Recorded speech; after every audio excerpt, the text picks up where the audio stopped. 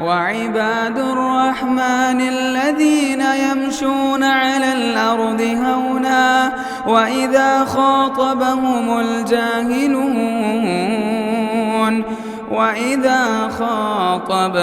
الجاهلون قالوا سلاما. السلام علیکم ورحمۃ اللہ وبرکاتہ. الحمد للہ رب العالمین والصلاة والسلام على سید الانبیاء والمرسلین نبینا محمد وعلى آلہ وصحبہ اجمعین. اما بعد، یقول اللہ سبحانہ وتعالی ومن آیاته ان خلق لکم من انفسکم ازواجا لتسکنوا الیہا وجعل بینکم مودۃ ورحمہ. اللہ سبحانہ وتعالی کا ارشاد ہے کہ اللہ کی نشانیوں میں سے یہ ہے کہ اس نے تم سب کو ایک ہی جان سے پیدا کیا اور اللہ نے اسی ایک جان سے اس کا جوڑا بطور بیوی بنایا تاکہ انسان اس سے سکون حاصل کر سکے، اور اللہ تعالیٰ نے شوہر اور بیوی کے درمیان مودت کو اور رحمت کو ڈال دیا. محترم حاضرین، یہ بات ہم سب اچھی طریقے سے جانتے ہیں کہ اللہ تبارک و تعالیٰ نے انسان کو ایسے پیدا کیا ہے کہ انسان تن تنہا زندگی گزار نہیں سکتا. لہذا اللہ تعالیٰ نے انسان کو جب پیدا کیا اور انسان جب دنیا میں آنکھیں کھولتا ہے تو یہ خاندان کے درمیان آنکھیں کھولتا ہے. ماں باپ اس کا سب سے بڑا سہارا ہوتے ہیں، اور اللہ تبارک و تعالیٰ کے بعد ماں باپ ہی اس دنیا میں آنے کا ذریعہ بنتے ہیں. پھر انسان جب اپنے زندگی کو پرواز چڑھاتا ہے تو اس مرحلے تک پہنچ جاتا ہے کہ اللہ تعالیٰ اسے قوت اور صلاحیتوں سے نوازتا ہے، جس کے لیے ضروری ہے کہ اس کا بھی کوئی شریک حیات ہو. لہذا انسان اپنے لیے شریک حیات کا اختیار کرتا ہے. لیکن یہ بات ہمیں سمجھنی ہوگی کہ اللہ تبارک و تعالیٰ نے مرد کے لیے عورت کو اور عورت کے لیے مرد کو جو شریک حیات بنایا ہے اور ان کے درمیان الفت اور محبت کو اللہ نے ڈالا ہے، یہ اسی وقت مکمل ہو سکتی ہے جب دونوں ایک دوسرے کی ذمہ داریوں کو سمجھیں گے اور دونوں ایک دوسرے کے حقوق کو ادا کریں گے. کیسا ہو سکتا ہے کہ شوہر اپنے بیوی کے مسئلے میں نافرمان ہو اور بیوی اپنے شوہر کے مسئلے میں ظالم ہو اور ان دونوں کے درمیان محبت پیدا ہو جائے؟ ایسا ہو نہیں سکتا. اسی لیے دیکھیں کہ اسلام نے شادی کے بعد سے جیسی ہی نئی زندگی شروع ہوتی ہے اسلامی تعلیمات کو بتا دیا. مثال کے طور پر جیسے کہ سلف صالحین سے ثابت ہے کہ جب بھی انسان شادی کرے تو سب سے پہلے شادی کو ہر قسم کے رسم اور رواج سے پاک رکھے، کیونکہ انسان جب شادیوں میں ایسے کاموں کو انجام دیتا ہے جو غیر شرعی ہیں تو شادی کی بہت ساری برکتوں سے تبھی محروم ہو جاتا ہے اور شادی اپنے اصل مقصد کو کھو لیتی ہے. تو لہذا سب سے پہلے انسان اپنے آپ کو دنیا کے موجودہ باطل اور بدعی رسم و رواج سے بچائے. اس کے بعد اسلام کہتا ہے کہ جیسے انسان شادی کرتا ہے تو ضروری ہے کہ جب وہ پہلی مرتبہ اپنے اہل خانہ کے پاس جائے تو اس کی شروعات اللہ سبحانہ و تعالیٰ کی عبادت سے کرے. سلف صالحین سے ثابت ہے کہ جب بھی اپنے اہل خانہ کے پاس پہلی مرتبہ جاتے وہ 2 رکعت نماز اپنی بیوی کے ساتھ پڑھا کرتے تھے. اس کے علاوہ دوسرا حکم دیا گیا کہ انسان جب پہلی مرتبہ اپنی بیوی کے پاس جائے تو اس کے پیشانی کو پکڑے اور دعا کرے کہ اللہ تبارک و تعالیٰ نے اس عورت کے اندر جو خیر رکھا ہے اللہ اسے اور اس کے گھر والوں کا اس کا حقدار بنائے، اور اللہ نے اس کے اندر جو شر رکھا ہے اللہ اس شر سے اسے اور اس کے گھر والوں کو بچا دے. جب تک انسان اپنی زندگی کی شروعات ان اسلامی تعلیمات کی بنیاد پر نہیں کرتا اس آدمی کو مصیبتیں گھیر لیتی ہیں. اللہ کے نبی نے دعا سکھاتے ہوئے کہا اللہم انی اسألک خیرہا و خیر ما جبلت علی. اے اللہ اس عورت کے اندر جو تو نے خیر رکھا ہے اور جس خیر پر تو نے اسے پیدا کیا ہے میں اس کا سوال تجھ سے کرتا ہوں، اور جو شر تو نے اس کے اندر رکھا ہے اور جس شر پر تو نے اسے پیدا کیا ہے اے اللہ اس شر سے میں تیری پناہ مانگتا ہوں. محترم حاضرین، اس کے بعد انسان کیا کرے؟ جب معاشرتی معاملات شروع کرنا چاہے تو اسلام نے ہمیشہ حکم دیا کہ انسان پاکی صفائی کا خیال رکھے۔ ایک عورت وہ انسان ہے، شوہر وہ بھی انسان ہے، اور یہ بات سمجھنے کی ہے کہ بنیادی طور پر انسان پاکی اور صفائی کو پسند کرتا ہے، اور پاکی اور صفائی نہ ہونے پر یہ انسان دوسرے انسان سے نفرت کرتا ہے۔ مثال کے طور پر دیکھا جائے کہ اگر ایک انسان نے اپنے جسم پر میلے اور کچیلے کپڑے پہنے ہیں اور دو آدمی اس کے سامنے آئے، جس نے ان میں سے ایک نے سفید اور بڑی خوبصورت اور صاف و شفاف کپڑے پہنے ہیں اور دوسرے نے اس کی طرح بالکل میلے کپڑے پہنے۔ اب سوال یہ ہے کہ انسان کسے پسند کرے گا؟ خود گندے کپڑے ہوں گے مگر انسان اسے پسند کرے گا جس کے کپڑے صاف و ستھرے۔ اللہ تعالیٰ نے ایسے ہماری فطرت میں ڈال کر رکھا ہے، لہذا اگر بیوی پاکی صفائی کا خیال کرتی ہے تو سب سے زیادہ اس کا حقدار اس کا شوہر ہے، اور اگر شوہر پاکی صفائی کا خیال کرتا ہے جو اسے کرنا چاہیے تو سب سے پہلے اس کا حقدار اس کی بیوی ہے۔ اسی لیے ہم دیکھتے ہیں کہ جب ان اسلامی بنیادی تعلیمات پر نہ ایک بیوی اس کا خیال کرتی ہے نہ ایک شوہر خیال کرتا ہے تو نفرتیں دل کے اندر ایک دوسرے کی شکلوں کو دیکھنے سے، ایک دوسرے کی عادتوں کو دیکھنے سے آ جاتی ہیں۔ خود اللہ کے نبی صلی اللہ علیہ وسلم اس مسئلے میں بہت ساری ہدایات دیا کرتے۔ حضرت جابر بن عبداللہ رضی اللہ عنہ کہتے ہیں کہ ہم اللہ کے نبی صلی اللہ علیہ وسلم کے ساتھ ایک غزوے میں تھے، جیسے ہی جنگ سے لوٹ رہے تھے تو میں نے کیا کیا، اپنی اونٹنی کو تیزی سے دوڑا کر قافلے سے آگے نکل پڑا۔ جیسے ہی تھوڑے آگے پڑا تو مجھے سنائی دیا کہ پیچھے سے کوئی میرا پیچھا کر رہا ہے اور بڑی تیزی سے میری قریب آ رہا ہے۔ جب میں نے پلٹ کر دیکھا تو وہ کوئی اور نہیں جناب محمد الرسول اللہ صلی اللہ علیہ وسلم تھے۔ آپ علیہ الصلوۃ والسلام نے پوچھا کہ جلدی کی وجہ کیا ہے؟ تو حضرت جابر کہنے لگے، اے اللہ کے نبی، میں نے شادی کی ہے، میں نیا نیا شادی شدہ ہوں تو لہذا میں اپنی بیوی کے پاس جانا چاہتا ہوں۔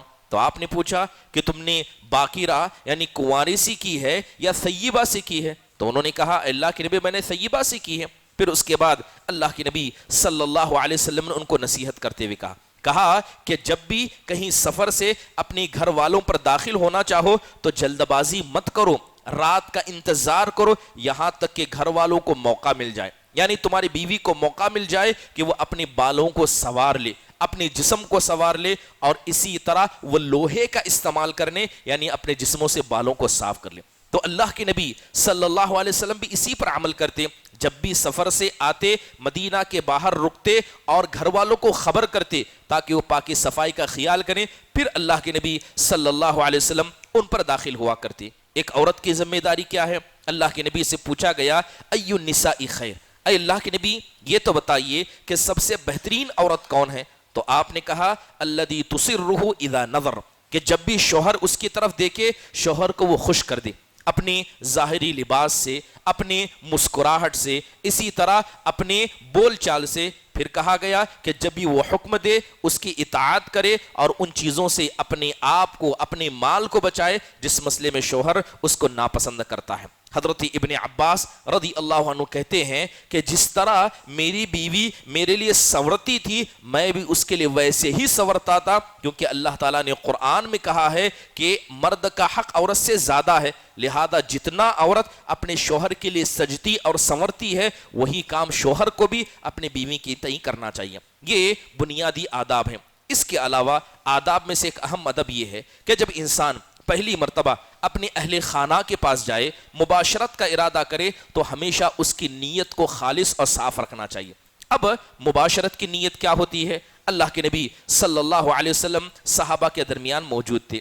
آپ علیہ الصلوۃ والسلام نے کہا، وفی بضع احدکم صدقہ، کہ تم میں کا کوئی آدمی اگر اپنی بیوی کے پاس بھی جاتا ہے تو اسلام اس کو صدقہ شمار کرتا ہے۔ صحابہ کو بڑا تعجب ہوا، کہا کہ اللہ کے نبی کوئی آدمی اپنی بیوی سے اپنی خواہش کو پورا کرتا ہے، کیا اس پر بھی صدقہ لکھا جاتا ہے؟ تو آپ نے کہا کہ اگر کوئی آدمی اسی کام کو کسی حرام جگہ کرے تو کیا اللہ گناہ نہیں دے گا؟ تو کہا کہ جب اسی کام کو حلال جگہ کرے گا تو اللہ تعالیٰ اس کا اسے ثواب دے گا۔ محترم حاضرین، انسان کو چاہیے چاہے وہ لڑکا ہو یا لڑکی ہو، وہ شادی کرنے سے پہلے شادی کے کیا مقاصد ہیں اس کو سمجھ لے۔ اللہ معاف فرمائے، موجودہ معاشرے میں ہم دیکھتے ہیں کہ جتنے شادی شدہ جوڑے ہیں ان سے پوچھ لیجئے، شادی سے پہلے پوچھ لیجئے یا جنہوں نے نئی نئی شادیاں کی ہیں ان سے پوچھ لیجئے کہ اسلام نے شادی اور نکاح کا مقصد کیا بتایا ہے۔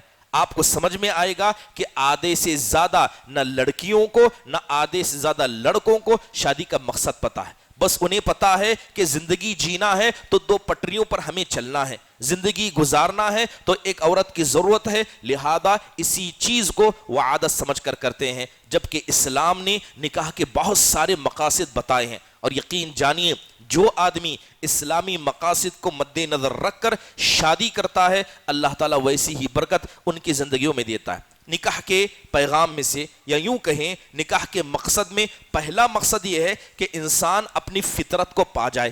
اللہ نے فطرت میں مل کر رہنا بنایا ہے، اور سب سے بہترین مل کر رہنا یہ شوہر اور بیوی کے درمیان ہے۔ تو انسان شادی کرتا ہے اپنے فطرت کے تقاضے کو پورا کرنے کے لیے۔ دوسری بات، انسان شادی کرتا ہے اپنی جسمانی خواہش کو پورا کرنے کے لیے۔ تیسری بات، انسان شادی کرتا ہے اولاد کے لیے، کیونکہ اولاد کی محبت اللہ نے ہر کسی کے دل میں ڈال کر رکھی ہے، لہذا اس لیے شادی کرتا ہے۔ انسان شادی کرتا ہے کیونکہ یہ انبیاء علیہ الصلاۃ والسلام کی سنت ہے۔ انسان شادی کرتا ہے کیونکہ اس سے اس کی نگاہ کی حفاظت ہو جائے گی، اللہ اس کی شرمگاہ کی حفاظت کرے گا۔ انسان شادی کرتا ہے کیونکہ شادی یہ انسان کو بہترین عبادت کا موقع مہیا کرتی ہے۔ یہ سارے مقاصد شادی کے ہیں۔ جب تک ایک آدمی ان مقاصد کو مد نظر رکھ کر شادی نہیں کرے گا، اسلام نے جو شادی کی برکتوں کو بیان کیا ہے اس سے کبھی وہ فیضاب نہیں ہو سکتا۔ اللہ کے نبی علیہ الصلاۃ والسلام کہتے ہیں کہ دیکھیں کہ انسان شادی کے ذریعے کیسے اپنی عبادتوں کو محفوظ کر سکتا ہے۔ اللہ کے نبی کہتے ہیں من رزقہ اللہ امرأة صالحہ فقد اعانہ علی شطر دینہ فلیتق اللہ فی نصف الباقی۔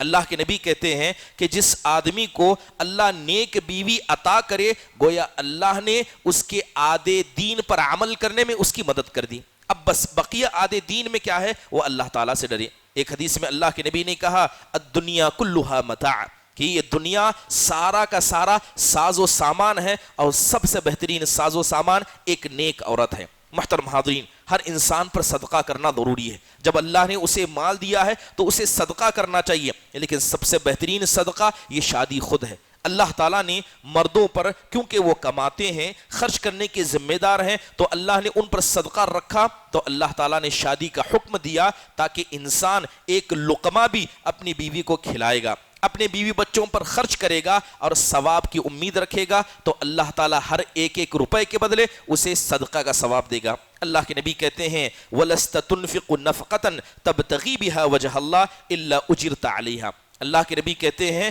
کہ تم اپنے گھر والوں پر ایک روپے کا نفقہ بھی کرو گے، اللہ سے ثواب کی امید رکھو گے، اللہ اس کا ثواب دے گا، یہاں تک کہ ایک لقمہ بھی اپنی بیوی کے منہ میں ڈالو گے، اللہ تعالیٰ اس کا بھی ثواب دے گا۔ محترم حاضرین، انسان کو شادی کرنی چاہیے اولاد کی نیت سے۔ اولاد یہ اللہ تعالیٰ کی بہت بڑی نعمتوں میں سے ہیں، لہذا اللہ کے نبی کہا کرتے تھے تزوجوا الودود الولود، کہ ایسی عورتوں سے شادی کرو جو زیادہ محبت کرنے والی اور زیادہ بچوں کو جننے والی ہوں۔ فَإِنِّي مُكَاثِرٌ بِكُمُ الْأُمَمَ يَوْمَ الْقِيَامَةِ، اس لیے کہ میں قیامت کے دن کیا ہے، میری امت کی کثرت پر فخر کرنے والا ہوں۔ تو شادی کے اہم مقاصد میں سے کثرت اولاد ہے۔ اللہ معاف فرمائے، جب سے یہ دنیا ہم دو ہمارے دو کے نظام پر چل چکی ہے، کتنے ایسے ماں باپ ہیں، خصوصی طور پر عورتیں اور ماں اپنی بیٹیوں کو سکھا کر بیچتی ہیں کہ 2 سے زیادہ اولاد مت کرنا، ورنہ تمہاری صحت خراب ہو جائے گی۔ اور شادی کے درمیان یا اولاد کے درمیان سب سے زیادہ پریشانی لڑکی کے گھر والے کرتے ہیں۔ یقیناً یہ شادی کے مقاصد میں آڑ ڈالنا ہے، اور اگر کوئی آدمی ایسا کام انجام دیتا ہے وہ اللہ اس کے رسول کا سب سے بڑا مخالف ہے۔ حضرت عمر کہتے ہیں کہ ما آتی النساء شہوتا ولولا الولد ما آتی النساء۔ حضرت عمر کہتے ہیں کہ میں نے شادیاں کی، میں اپنی بیویوں کے پاس کبھی شہوت کی نیت سے نہیں جاتا، اگر اللہ تعالیٰ نے ان عورتوں کے پاس بچوں کو پیدا کرنے کی طاقت نہ رکھی ہوتی میں کبھی کسی عورت کے پاس جاتا ہی نہیں۔ تو صاف حضرت عمر کا کہنا تھا کہ میں اپنی بیویوں کے پاس جاتا ہوں صرف اولاد کی نیت سے۔ بلکہ ایک جگہ حضرت عمر کہتے ہیں کہ انی اکرہ نفسی علی الجماع کی تخرج من نسمت تسبح اللہ، کہ کہتے ہیں کہ میں بیوی سے ملاقات کو ناپسند کرتا ہوں، لیکن صرف اس نیت سے جاتا ہوں کہ ہو سکتا ہے کہ اللہ تعالیٰ میری وجہ سے ایک ایسی شخص کو یا ایسی جان کو دنیا میں لے آئے جو اللہ تعالیٰ کی تسبیح بیان کرتا ہو۔ محترم حاضرین، امام غزالی رحمہ اللہ نے اپنی کتاب میں شادی کے 5 فائدوں کو بیان کیا۔ ایک ہے اولاد کا، دوسرا ہے شہوت کو توڑنا، گھر کی تدبیر کرنا، اور اسی طرح خاندان کو بڑھانا، اور عورت کی خدمت میں انسان کا مجاہدہ کرنا۔ محترم حاضرین، اولاد یہ اللہ تعالیٰ کی بڑی نعمتوں میں سے۔ سمجھ لیجئے کہ اگر کسی کو اللہ تعالیٰ نے اولاد سے نواز دیا، اولاد اگر بچپن میں انتقال کر گئی تب بھی وہ اس کے لیے اجر کا باعث ہے، اور اگر اولاد زندہ رہی، بڑی ہو گئی، تو قبر میں جانے کے بعد بھی یہی اولاد اس انسان کے لیے صدقہ اور خیر کا باعث بنتی ہے۔ حضرت ابن عمر کے بارے میں آتا ہے کہ انہوں نے شادی کرنے سے انکار کر دیا، تو ان کی بہن اللہ کے نبی کی بیوی حضرت حفصہ کہتی ہیں کہ میرے بھائی تم شادی کر لو، کیونکہ اگر شادی کے بعد اللہ تم کو اولاد کرے گا، اگر وہ بچپن میں انتقال کرے گی تمہیں اس کا ثواب ملے گا، اگر وہ زندہ رہی تم دنیا سے چلے جاؤ گے مگر تمہارے بعد یہ تمہارے لیے دعائیں کریں گے، لہذا اسی مقصد کے خاطر کیا ہے تم شادی کیا کرو۔ ابن الجوزی رحمہ اللہ کہتے ہیں کہ یہ اولاد کا طلب کرنا، یعنی اولاد کی چاہت سے شادی کرنا، سب سے پہلے انبیاء کے مقاصد میں تھا۔ انبیاء کی تاریخ پڑھیے، انبیاء نے اللہ سے دعا کرتے ہوئے کہا تھا ربی حب لی من لدنک ذریۃ طیبہ انک سمیع الدعاء، اے دعاؤں کو سننے والے تو ہمیں نیک ذریت اور نیک ذریت عطا فرما۔ ابن الجوزی رحمہ اللہ کہتے ہیں کہ کتنا ہی خوش نصیب ہوگا وہ انسان جو صرف ایک مرتبہ اپنی بیوی کے پاس جاتا ہے اور اللہ تعالیٰ امام شافعی جیسا، امام احمد بن حنبل جیسا اسے اولاد عطا کرتا ہے۔ ایک اولاد جو صرف ایک جماع کی وجہ سے پیدا ہو گیا، اگر وہ اولاد عالم بن جائے، دنیا میں خیر کا باعث بن جائے، تو ہزاروں سالوں کی عبادت کر کے بھی جو انسان ثواب خود نہیں کما سکتا تھا وہ اولاد اس کو کما کر دے گی، اور یہ سب اولاد کی بس محبت کی وجہ سے ہوتا ہے۔ محترم حاضرین، یہ شادی کے اہم مقاصد میں سے ایک ہے۔ اگر اللہ تعالیٰ نے کسی کو بیٹیوں سے نوازا تو اس کی بھی برکت الگ ہے۔ اللہ کے نبی کہتے ہیں کہ جس کسی کو اللہ نے 3 بیٹیوں سے آزمایا وہ ان پر صبر کرتا ہے، ان کی تعلیم کا انتظام کرتا ہے، اور اسی طرح ان کی اچھی جگہ شادیاں کر کے دیتا ہے، تو اللہ تعالیٰ ان بیٹیوں کی پرورش کی وجہ سے جہنم سے اس کے چہرے کو دور کر دیتا ہے۔ محترم حاضرین، یقیناً حدیث کے اندر آیا ہے کہ ایک آدمی جنت میں چلا جائے گا، لیکن جنت میں جانے کے بعد اس نے دیکھ لیا تھا کہ اس نے کیا اعمال کیے تھے اور جنت میں اس کا مقام کیا ہے، لیکن جیسے ہی جنت میں جائے گا اللہ تعالیٰ اس کے اصل مقام سے بڑھا کر اسے مقام دے گا، تو وہ آدمی پوچھے گا اے میرے پروردگار، میرا فیصلہ تو فلاں مقام کا ہوا، میرے مقام کو بڑھایا کیوں جا رہا ہے؟ تو اللہ تعالیٰ کہے گا باستغفاری ولدک لک، کیونکہ تیرے بعد تیرے بچوں نے تیری مغفرت کی دعا مانگی تھی، لہذا یہ جنت میں تیرے درجات کو بلند کرنے کا ذریعہ ہے۔ محترم حاضرین، یقیناً یہ شادی کے اہم مقاصد میں ہے۔ شادی یہ انسان کے لیے برکت کا باعث بنتی ہے، خاص کر مال کی برکت۔ انسان کمانے کی خاطر شادی میں تاخیر کرتا ہے، جبکہ اللہ تعالیٰ نے شادی میں خود مال کی برکت کو رکھا ہے۔ اللہ تبارک و تعالیٰ خود کہتا ہے کہ اگر کوئی آدمی پاک دامنی کی نیت سے شادی کا ارادہ کرتا ہے، اللہ تعالیٰ خود اس آدمی کی مدد کرتا ہے۔ اللہ کے نبی کہتے ہیں ثلاثۃ حق علی اللہ عونہم، کہ 3 قسم کے لوگ ایسے ہیں جن کی مدد کرنا اللہ نے اپنے اوپر واجب کر لیا۔ ان میں سے ایک آدمی کون ہے؟ الناکح الذی یرید العفاف، کہ ان میں سے ایک وہ آدمی جو نکاح کرنا چاہتا ہے اور پاک دامنی اس کا مقصد ہے۔ شادی اس لیے کی جاتی ہے کہ آپ ایک عورت کی عزت کی حفاظت کریں گے، آپ اس کے معاملات کو دیکھیں گے اور اس کا جو حق ہے اس کو ادا کریں گے۔ یہی وجہ ہے کہ جب ان سارے مقاصد کو انسان سامنے رکھ کر شادی کرتا ہے تو وہ مودت، وہ محبت جس کا وعدہ اللہ تعالیٰ نے کیا ہے، وہ محبت اللہ سبحانہ و تعالیٰ عطا کرتا ہے۔ محترم حاضرین، اس لیے ضروری ہے کہ جو شادی کے مقاصد ہیں انسان کو سمجھنا چاہیے۔ اگر انسان شادی کے مقاصد کو نہ سمجھ کر اسے صرف دنیا کی رسم سمجھے، ماں باپ کے کہنے پر ان کی بات ماننا سمجھے، یا کوئی آدمی شادی کو صرف اپنے شہوت کو پورا کرنے کا ذریعہ سمجھے، تو شادی کی جو برکتیں ہیں، اولاد کی جو نعمتیں ہیں، اللہ تعالیٰ سب سے محروم کرتا ہے، کیونکہ اللہ کا قانون ہے انما الاعمال بالنیات، اعمال کا دار و مدار نیتوں میں ہے۔ اللہ تعالیٰ سے دعا ہے اللہ تبارک و تعالیٰ شوہر اور بیوی ہر کسی ایک کو اسلامی مقاصد کو سمجھنے اور اس پر عمل کرنے کی توفیق نصیب فرمائے۔ اقول قولی ھذا واستغفر اللہ لی ولکم ولسائر المسلمین من کل ذنب فاستغفروا انہ هو الغفور الرحیم۔ جزاکم اللہ خیر واحسن اللہ الیکم۔ السلام علیکم ورحمۃ اللہ وبرکاتہ۔ مسجد عباد الرحمن کے پلیٹ فارم سے ہونے والی دعوت و تبلیغ کے مشن کو آگے بڑھانے میں ہمارا بھرپور ساتھ دیں۔